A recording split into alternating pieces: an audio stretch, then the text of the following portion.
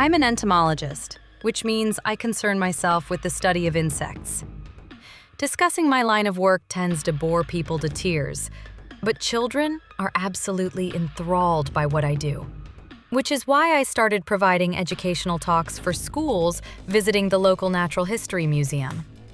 I loved inspiriting youngsters about the most fascinating biological class of the animal kingdom.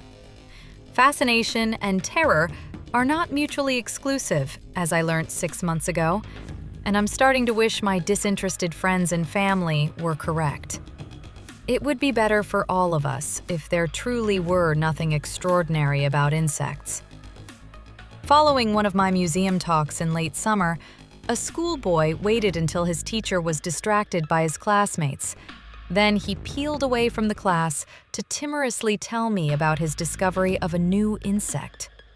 One with wings colored a weird white and making a whispery buzzing noise that you only hear if you pay close attention. He wasn't the first excitable child, or even adult, to mistakenly proclaim himself the discoverer of a new species, but he was certainly the first frightened one. His fear piqued my curiosity, so when he told me to go underneath the pier at the local beach and see the white-winged insect for myself, I did just that. I was a good 100 yards away when I first clocked the white-winged bugs. They were emitting a nauseatingly intimate buzz, like paper crinkling in my ear canals, as if they were nearer to me than they seemed to be. I told myself they must be glasshouse whiteflies, but such sap-feeding bugs would have been entirely out of place beneath a ramshackle wooden pier. Besides, the truth of the matter was that they didn't look like whiteflies. They were about 4 times too large, and their shade of white was like no shade of white I'd seen before. Weird white, the boy had called it. Still, I dismissed that as a thought born of my sleep-deprived mind, much as I dismissed the alien crinkling sound like no insect I'd ever heard. A whispery buzzing noise that you only hear if you pay close attention. The boy had been right again.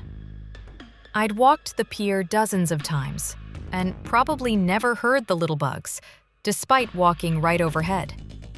It was only now, as I was looking and listening for them, that I had clocked them. Even if I were to dismiss those many oddities, there was no dismissing their method of retreat. The bugs dove into the sea. I must have paled. I'd never seen anything like it. I decided it was like watching a baby learn from an adult, only this was a grown woman learning from another grown woman. Is it a woman?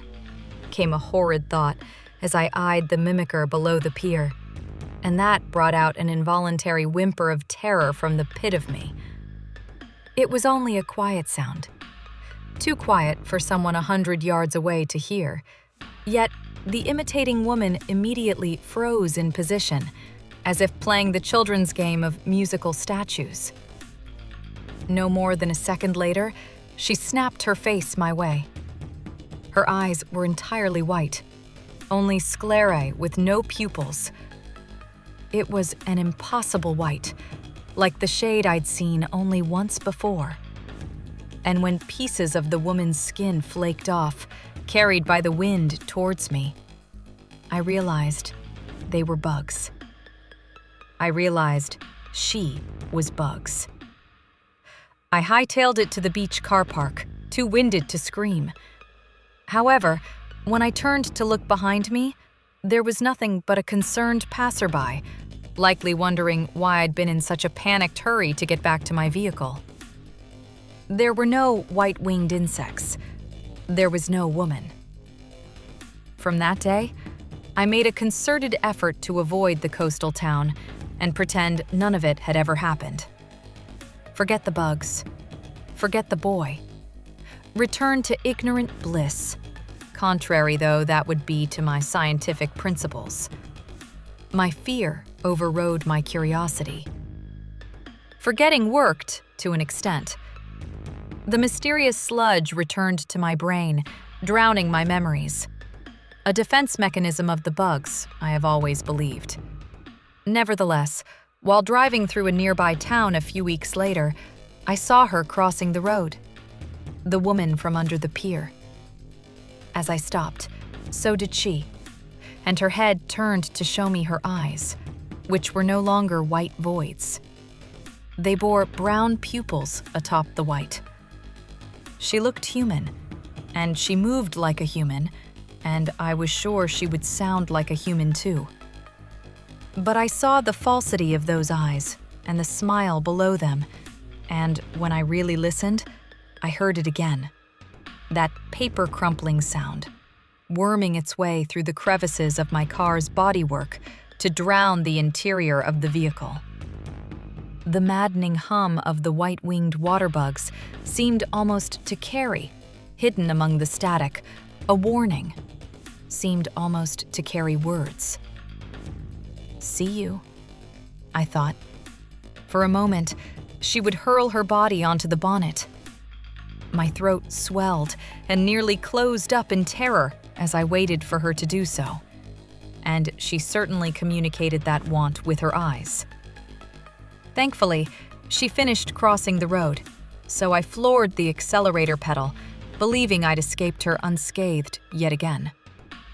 Then, I looked into the rearview mirror and let out a terrified sob. Blood was trickling out of my ears. Her whispered, papery words had cut me. I managed to forget again, for the black memory sludge was a blessing as much as it was a horror. But there was no forgetting forever. I think, like that little boy in the museum, I had opened Pandora's box. No matter how many times I buried the bugs and the woman, something would ladle out the sludge to dish up the truth once more. That sound of crinkling paper pursued me, and whenever I sought the source, I would always see somebody who didn't look quite right. Off-white sclerae and strangely practiced movements.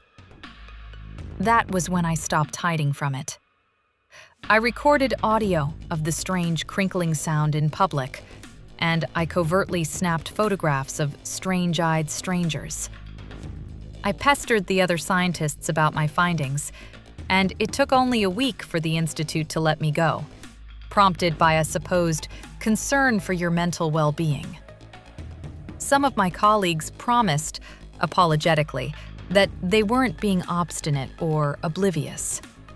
They were similarly unnerved by my data on this unclassified species of insect, but a higher-up at the Institute had threatened them to leave it alone or be sent out the door alongside me. One colleague even mentioned he'd done a little digging and learnt of similar incidents at other scientific institutes. My advice? Stop digging now, Dr. Farrow. Count your blessings. I've heard of researchers meeting worse fates than a forced resignation.